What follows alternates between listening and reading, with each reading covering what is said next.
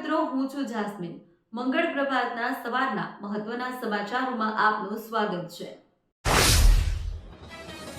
Mehsana local crime બ્રાન્ચને વાહન ચોરીના ગુનાનો ભેદ ઉકેલવામાં મોટી સફળતા મળી છે. અમદાવાદ જિલ્લામાં નોંધાયેલ વાહન ચોરીના બેવડું ઉકેલાયા ગુનાઓનો ભેદ મહેસાણા પોલીસે ઉકેલ્યો. મહેસાણા જિલ્લા પોલીસ અધિક્ષક હિમાંશુ સોલંકી, ગાંધીનગર રેન્જના આઈજી વિરેન્દ્રસિંહ યાદવની સૂચનાથી જિલ્લામાં બનતા મિલકત સંબંધિત ગુનાઓ અટકાવવા માટે LCB in-charge police inspector NR વાઘેલાના માર્ગદર્શન હેઠળ પોલીસ સતત પેટ્રોલિંગમાં હતી. આ દરમિયાન નંદાસણ પોલીસ સ્ટેશન વિસ્તારમાં પેટ્રોલિંગ કરી રહેલી એલસીબીની ટીમને એક ચોક્કસ બાતમી મળી હતી. મુખ્યમંત્રી તરફથી મળેલી સૂચના અનુસાર જિલ્લા કક્ષાના પ્રશ્નો માટે લોકોએ તેમની ફરિયાદ માટે ઉચ્ચ કક્ષાએ ગાંધીનગર સુધી જવું ન પડે તે માટે જિલ્લા કક્ષાએ જિલ્લા સ્વાગત ફરિયાદ નિવારણ કાર્યક્રમનું આયોજન કરવામાં આવે છે. જે અંતર્ગત આજરોજ કલેક્ટર કચેરી ખાતે જિલ્લા કલેક્ટર એસ.કે. પ્રજાપતિના અધ્યક્ષસ્થાને જિલ્લા સ્વાગત કાર્યક્રમ યોજાયો હતો.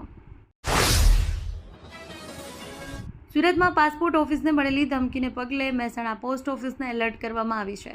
વિસનગર રોડ પર આવેલી મુખ્ય પોસ્ટ ઓફિસમાં અફરાતફરી મચી ગઈ. આ ગંભીર જાણકારી મળતા જ સાવચેતીના ભાગરૂપે મહેસાણા પોસ્ટ ઓફિસને તાત્કાલિક ખાલી કરવામાં આવી હતી. મહેસાણા શહેરમાં ગાંધીનગર લિંક રોડ પર આજે વહેલી સવારે એક અકસ્માત સર્જાયો. ખનીજભરી પૂરપાટ ઝડપે જઈ રહેલા એક બેફામ ડમ્પર ચાલકે શબરી વિદ્યા વિહાર સ્કૂલની બસને પાછળથી જોરદાર ટક્કર મારતા ચકચાર મચી ગઈ. અકસ્માતમાં બસમાં સવાર 4 વિદ્યાર્થીઓ ઘાયલ થયા છે. મહેસાણા જિલ્લા પંચાયતની સામાન્ય સભામાં આગામી નાણાકીય વર્ષ 2026-27 માટે 2454 કરોડનું સર્વગ્રાહી અંદાજપત્ર આજે બોર્ડ રૂમમાં રજૂ કરવામાં આવ્યું. આ બજેટમાં આશરે 544 કરોડની પુરાંત રહેવાની શક્યતા છે. જિલ્લા પંચાયત સ્વભંડોળનું કુલ બજેટ 80.56 કરોડનું છે, જેમાંથી અંદાજે 48.50 કરોડના ખર્ચ બાદ પુરાંત રહેવાનો અંદાજ સેવવામાં આવ્યો છે. કડી નગરપાલિકા ફાયર વિભાગના બે નવા આધુનિક ફાયર ટેન્ડરોનો ઉમેરો થયો છે.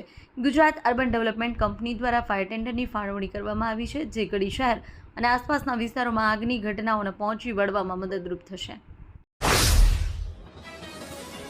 ઊંઝામાં ખેડૂતોની માલિકીની જમીનમાંથી પસાર થતી 66 kV નવીન વીજ લાઇનના મુદ્દે વિવાદ વકર્યો છે. ઊંઝા ખેડૂત હિત રક્ષક સમિતિ દ્વારા આજે મામલતદારને આવેદનપત્ર પાઠવી આ પ્રોજેક્ટના રૂટમાં ફેરફાર કરવાની ઉગ્ર માંગ કરવામાં આવી છે. ખેડૂતોનો આક્ષેપ છે કે ભૌગોલિક સ્થિતિને સર્વે કર્યા વિના જ આ લાઇન નાખવાનું આયોજન કરવામાં આવ્યું છે. કડી એપીએમસીમાં ફેબ્રુઆરી મહિના દરમિયાન કઠોળ અને એરંડાની નોંધપાત્ર આવક જોવા મળે છે. ચાલુ વર્ષે તુવેરની મબલક આવક થઈ છે, જે અગાઉ ક્યારેય જોવા ન મળી હતી. ફેબ્રુઆરી 26 દિવસ તુવેરની 27,000 બોરી અને એરંડાની 78,000 બોરીની આવક નોંધાઈ છે. આજના હવામાનની સાથે એક વિશેષ ખગોળીય ઘટના હવામાન વિભાગ દ્વારા જાહેર કરવામાં આવી છે. સમગ્ર રાજ્યમાં આજે હવામાન મુખ્યત્વે સૂકું રહેશે. મહત્તમ તાપમાનમાં વધારો થતાં લોકોને ગરમીનો અનુભવ થઈ શકે છે. રાજ્યમાં આજે મહત્તમ તાપમાન આશરે 32 ડિગ્રી સેલ્સિયસ અને લઘુત્તમ તાપમાન 20 ડિગ્રી સેલ્સિયસ રહેશે. હજીરા સ્થિત એએમએનએસ કંપનીમાં થયેલી હિંસા બાદ આજે શુક્રવાર વહેલી સવારથી જ સમગ્ર વિસ્તાર પોલીસ છાવણીમાં ફેરવાઈ ગયું છે. એલએનટીના કોન્ટ્રાક્ટ કર્મચારીઓ દ્વારા કરવામાં આવેલા પથ્થરમારા અને તોડફોડ બાદ અન્ય કોઈ અનિચ્છનીય ઘટના ન બને એ માટે પોલીસ દ્વારા સઘન કોમ્બિંગ હાથ ધરવામાં આવ્યું છે. હોળીના પર્વને હવે ગણતરીના દિવસો બાકી છે. સુરતમાં વસતા ઉત્તર પ્રદેશ, બિહાર, ઝારખંડના લાખો શ્રમિકોમાં વતન જવાની ઘલછા જોવા મળી. ઉધના રેલવે સ્ટેશન પર મારો મહેરામણ ઉમટ્યું. બીજી બાજુ જનરલ કોચમાં પગ મૂકવાની પણ જગ્યા નથી. લાખો લોકો પોતાના પરિવાર સાથે તહેવાર ઉજવવા કોઈ પણ ભોગે વતન પહોંચવા મથી રહ્યા છે. વડોદરા શહેરમાં માંડવી વિસ્તારમાં આવેલી દુકાનમાં પતિ પત્ની દુપટ્ટો બદલવા માટે ગયા.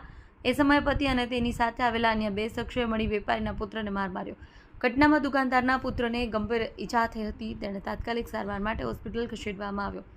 આ મામલે સિટી પોલીસે ગુનો નોંધી 3 આરોપીઓની શોધખોળ શરૂ કરી છે. Taranga Ambaji Abu road railway project અંતર્ગત ગુજરાતની સૌથી લાંબી 2.27 કિલોમીટરની રેલવે ટનલનું 40% કામ પૂર્ણ થઈ ગયું છે. 2,798.16 કરોડ રૂપિયાના આ પ્રોજેક્ટમાં પ્રથમ ટ્રેન 2028 સુધીમાં દોડાવવાનું લક્ષ્ય છે. આ ટનલ અંબાજી નજીક ચીખલા ખાતે નિર્માણ પામી રહી છે. સુરત શહેરમાં હાલમાં મિશ્ર ઋતુનો અનુભવ થઈ રહ્યો છે. વહેલી સવારે ઠંડી, બપોરના સમયે આકરો તડકો પડવાને કારણે વાતાવરણમાં વાયરસનું પ્રમાણ વધ્યું છે. બદલતા હવામાનની સીધી અસર સુરતીઓના સ્વાસ્થ્ય પર જોવા મળી. સુરતની મજુરા ગેટ સ્થિત નવી સિવિલ હોસ્પિટલમાં અંદાજે દરરોજ 300થી વધુ દર્દીઓ શરદી ખાંસી અને તાવની સારવાર કરાવવા લાંબી લાઈન લગાવી રહ્યા છે. હારીજ પાટણ હાઈવે પર કુણખીર ગામ પાસે એક માર્ગ અકસ્માત સર્જાયો. અકસ્માતમાં ઘાયલ થયેલ વ્યક્તિને જીઆરડી સભ્યો અને પોલીસ કર્મચારીઓએ તાત્કાલિક મદદ પૂરી પાડી તેમને પોલીસ વાહન દ્વારા સારવાર માટે હોસ્પિટલ ખસેડવામાં આવ્યા હતા.